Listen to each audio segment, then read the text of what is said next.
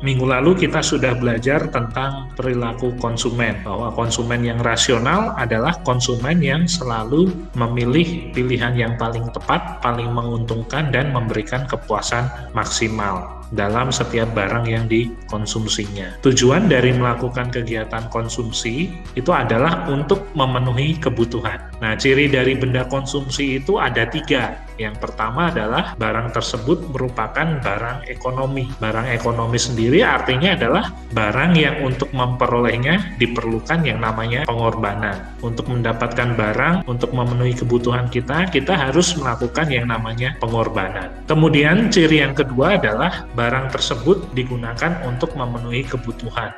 Lalu ciri yang ketiga adalah barang tersebut bisa langsung habis dalam sekali pakai atau bisa secara berangsur-angsur. Artinya tidak habis pakai tapi secara bertahap, artinya barang itu kita pakai berulang-ulang bisa. Utilitas itu artinya adalah tingkat kepuasan konsumen. Nah, pada hari ini kita akan mempelajari tentang teori kepuasan konsumen. Yang pertama adalah teori pendekatan kardinal. Hari ini kita akan mempelajari tentang pendekatan kardinal atau nama lainnya adalah marginal utility. Bahwa pendekatan kardinal ini adalah teori yang menyatakan bahwa asumsi tingkat kepuasan yang diperoleh konsumen dari mengkonsumsi suatu barang bisa diukur atau dinyatakan dengan satuan tertentu atau angka. Naik ojek online, taksi online, begitu kita pesan dari aplikasi itu, kita bertemu dengan driver atau sopir yang memberikan pelayanan yang maksimal. Sopirnya ramah, membawa kendaraannya tidak ugal-ugalan, terus kendaraannya juga bersih, wangi, dan lain sebagainya. Sehingga kita sebagai konsumen, kita sebagai penumpang juga merasa puas. Sehingga pada waktu sopir tersebut selesai mengantarkan kita memberikan penilaian bintang 5. Nah, itu menunjukkan bahwa tingkat kepuasan itu bisa diukur. Begitu juga pada saat kita ingin berpergian ke suatu tempat. Kita belum pernah tahu tempat tersebut, maka kita searching dulu, googling dulu tempat tersebut. Misalnya, kita tidak tahu tempatnya di mana, kita buka Google Map. Nah, di Google Map itu begitu kita buka suatu lokasi, suatu tempat, di situ ada review orang yang pernah berkunjung sebelumnya ke tempat itu dan memberikan penilaian. Nah, penilaiannya dari skala 1 sampai dengan skala 5. Kalau 1 artinya tidak puas, kalau 5 berarti artinya adalah sangat puas. Nah, ketika kita melihat aplikasi Google Map kita, rata-rata orang memberikan feedback yang sangat bagus. Nah, itu artinya orang sedang memberikan penilaian. Tingkat kepuasan seseorang yang mengunjungi tempat itu bisa dilihat dari penilaian yang ada di Google Map tersebut. Nah, itu salah satu contoh bahwa kepuasan konsumen itu bisa diukur, bisa dinyatakan dalam satuan nilai atau satuan angka. Semakin besar jumlah barang yang dikonsumsi, atau boleh dikatakan semakin mahal harga barang yang dikonsumsi, harusnya tingkat kepuasan konsumen juga akan semakin besar. Semakin mahal barang yang kita beli, harusnya barang tersebut juga memberikan tingkat kepuasan yang maksimal. Konsumen yang rasional pasti akan memaksimumkan kepuasannya dengan pendapatan yang dimiliki. Karena konsumen dalam membeli barang tersebut telah melakukan pengorbanan waktu, pengorbanan tenaga, pengorbanan biaya melalui pendapatan yang dimiliki. Harapan konsumen dari setiap membeli barang adalah konsumen tersebut bisa mendapatkan kepuasan yang maksimal, disesuaikan dengan tingkat pendapatan yang dimiliki. Ingat, faktor-faktor yang mempengaruhi tingkat konsumsi seseorang, salah satunya adalah faktor pendapatan. Semakin tinggi pendapatan seseorang, tentu saja tingkat konsumsinya juga akan semakin tinggi, karena daya beli konsumen juga akan semakin tinggi. Begitu juga sebaliknya, ketika pendapatannya masih rendah, pendapatannya masih terbatas, maka tingkat konsumsinya pun akan cenderung lebih rendah, karena daya beli konsumen juga rendah menyesuaikan dengan tingkat pendapatannya. Dalam pendekatan kardinal, kita akan mengenal 2 jenis istilah. Yang pertama adalah nilai guna total atau total utility. Total utility ini nanti akan disingkat dengan huruf TU. Total utility adalah tingkat kepuasan total. Kepuasan total yang dinikmati oleh konsumen dalam mengkonsumsi sejumlah barang atau jasa tertentu secara keseluruhan. Itulah yang dimaksud dengan total utility. Kepuasan total yang dinikmati oleh konsumen dalam mengkonsumsi sejumlah barang atau jasa secara keseluruhan. Lalu ada juga istilah nilai guna marginal. Nilai guna marginal. Jadi ada total utility, lalu ada marginal utility. Kalau marginal utility disingkat MU, marginal utility. Marginal utility artinya apa? Marginal utility artinya adalah tambahan kepuasan. Tambahan kepuasan yang dinikmati oleh konsumen dari setiap tambahan barang atau jasa yang dikonsumsinya. Itulah yang disebut dengan marginal utility. Nah, untuk membedakan antara total utility dan marginal utility, nanti akan saya berikan contohnya. Pendekatan kardinal tidak akan lepas dengan tokoh ini, yaitu Hermann Heinrich Goosen, seorang tokoh yang menemukan teori. Teorinya disebut hukum Goosen 1 dan hukum Goosen 2. Ingat di sini, pemenuhan kebutuhan atas suatu barang dilakukan secara terus-menerus. Kenikmatan dari mengkonsumsi barang tersebut mula-mula tinggi, namun makin lama makin menurun sampai akhirnya akan mencapai titik jenuh. Itu merupakan hukum Goosen yang pertama. Ada kalanya waktu manusia melakukan kegiatan konsumsi, ketika kegiatan konsumsi itu dilakukan secara berulang-ulang, maka manusia itu akan merasa jenuh, merasa bosan. Awalnya mungkin dia exciting, apalagi ketika dia mengkonsumsi jenis barang yang menjadi favoritnya atau yang menjadi kesukaannya. Awalnya tingkat kepuasannya tinggi, dikonsumsi terus-menerus. Tapi makin lama pada akhirnya konsumen tersebut juga pasti akan merasa bosan. Itulah bunyi hukum Goosen yang pertama. Hukum Goosen 1 berbunyi demikian. Jika pemenuhan kebutuhan akan suatu jenis barang dilakukan secara terus-menerus, maka rasa nikmatnya mula-mula akan tinggi. Namun semakin lama, kenikmatan tersebut akan semakin menurun, sampai akhirnya akan mencapai titik jenuh. Itulah yang dimaksud dengan hukum Goosen 1. Misalnya ketika habis olahraga, apalagi misalnya di sekolah jadwal olahraganya kedapatan di siang hari, jam 11 siang atau jam 12 siang. Nah, begitu selesai olahraga pasti kondisi badannya panas, haus, lelah. Rasanya apa? Rasanya pasti ingin minum karena habis mungkin olahraga yang berat, lari keliling lapangan atau lari sprint dan lain sebagainya, maka kita merasa haus, kita harus minum. Ketika kita minum, awalnya tegukan dari minuman yang kita minum itu terasa segar. Begitu kita minum terus-menerus, maka tingkat kepuasannya akan menurun. Tidak sama seperti waktu kepuasan yang pertama kali waktu kita haus. Lama-lama pasti akan menurun tingkat kepuasannya, dan kalaupun itu diteruskan, maka kita akan merasa apa? Kembung. Perut kita merasa nggak nyaman, malah merasa kembung. Nah, begitulah contoh dari hukum Goosen. Ya, contoh dari konsumsi es krim. Pada saat kita makan es krim untuk pertama kali atau sendokan pertama, misalnya es krimnya es krim apa ya yang enak? Häagen-Dazs. Ya, harganya mahal tapi enak. Pada saat kita mengkonsumsi es krim untuk pertama kali, kita mendapatkan tingkat kepuasan 40. Nah, nilai guna total inilah yang disebut sebagai total utility atau total kepuasan. Nah, sementara nilai guna marginal ini disebutnya sebagai marginal utility. Nah, konsumsi es krim ini dilambangkan dengan huruf Q.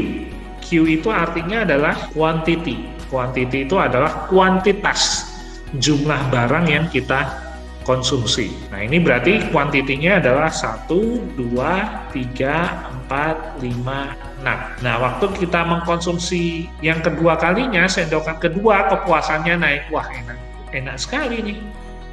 Dari 40 ke 70. Nah, berarti di sini ada tambahan kepuasan berapa? Dari 40 ke 70, 30. Ada tambahan kepuasan 30. Asal dari 30 ini dari mana, Pak? Dari 40 ke 70. Berarti tambahannya adalah 30. Nah, Pak, kok di sini ada 40? Dari mana asalnya 40? Berarti ini di sini ada angka nolnya. Harusnya di sini ada angka nolnya. Angka 0 itu apa? Angka 0 berarti konsumen tersebut belum melakukan kegiatan konsumsi. Nah, berarti total utility-nya juga 0. Nah, begitu dia mengkonsumsi untuk pertama kalinya, total kepuasannya 40. Berarti dari 0 ke 40 ada tingkat kepuasan atau tambahan kepuasan sejumlah 40. Nah, lalu tingkat kepuasan yang ketiga, kepuasannya naik menjadi 90. Dari 70 naik menjadi 90.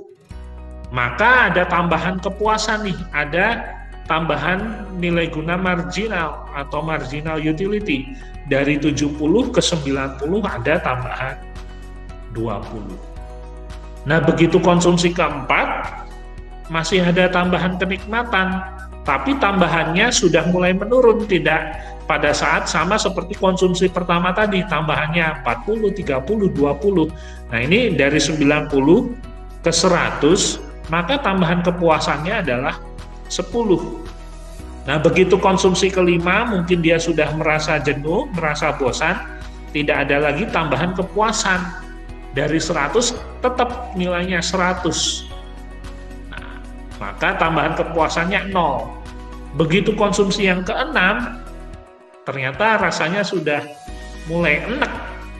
Karena sudah banyak mengkonsumsi, maka konsumsinya akan berkurang. Dari 100 turun ke 90. Maka nilai guna marginalnya adalah minus 10. Loh Pak, kok minus Pak? Asalnya dari mana? Dari, ya itu tadi, ya dari 100 turun jadi 90. Maka hasilnya adalah minus 10. Nah, untuk konsep ini silahkan kalian catat dulu. Oke, kita lanjutkan. Nah, ini dia. Akan gambarkan kurvanya. Yang namanya kurva pasti terdiri dari dua, ada garis secara vertikal, ada secara horizontal. Ya, ini garis lurus, vertikal, dan ini yang horizontal. Ya, nggak terlalu buruk lah. Ini untuk huruf Q. Q itu artinya adalah quantity. Q artinya adalah quantity. Nah, sementara yang di sini adalah untuk TU dan MU. TU dan MU. Ingat, jangan sampai kebalik. Yang vertikal adalah TU dan MU, sementara yang horizontal adalah Q. Nah, di sini nilainya ada 0. Nah, kita balik ke data yang tadi. Ya, kita balik data yang tadi. Data yang tadi ya. Aduh, kok hilang? Ada kesalahan teknis rupanya. Nah, kita balik data yang tadi. Konsumsi es krim ada 6. Konsumsi es krim ada 6. Berarti di sini kita tulis Q-nya ada 6 ya. Di sini dimulai angka 0, lalu di sini ada angka 1, 2, 3, 4, 5, dan 6. Artinya apa? Jumlah barang yang kita konsumsi ada 6. Ya, jumlah barang kita konsumsi ada 6. Nah, lalu kita mencari TU dan MU-nya. Nah, untuk TU dan MU-nya, kita juga sudah ada datanya ya. TU-nya ada 40, 70, 90. Ya, kita buat di sini 40, 70, 90. Ya, dikira-kira saja ya, tidak harus skalanya sama. Di sini ada 40, lalu ada 70, lalu ada 90, lalu ada 100, Ya kan? 40, 70, 90, 100 sama berapa lagi tadi angkanya? Lupa saya. Saya cek lagi ya. 40, 70, 90, 100 dan kembali 90. Ya kan? Nah, pada saat mengkonsumsi pertama, tingkat kepuasannya adalah 40. Pada saat mengkonsumsi pertama, tingkat kepuasannya adalah 40. Ya, pada saat kita mengkonsumsi pertama kali kita mengkonsumsi, tingkat kepuasannya adalah 40. Nah, kita hubungkan. Lalu pada saat kita konsumsi kedua, tingkat kepuasannya adalah 70. Ya kan? Nah, lalu pada saat kita konsumsi yang ketiga, kepuasannya adalah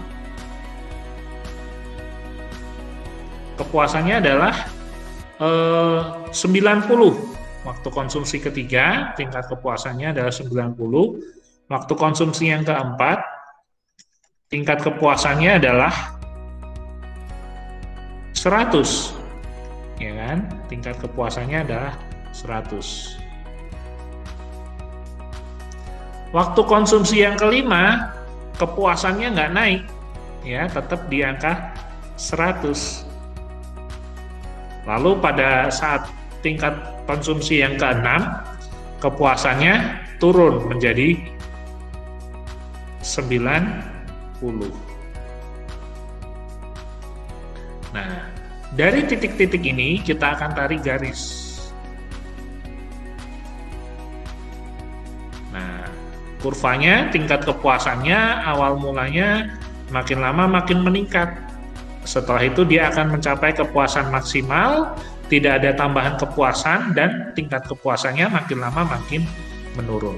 Nah, ini yang dinamakan dengan kurva TU. Nah, ini tadi melambangkan hukum Gaussian yang pertama.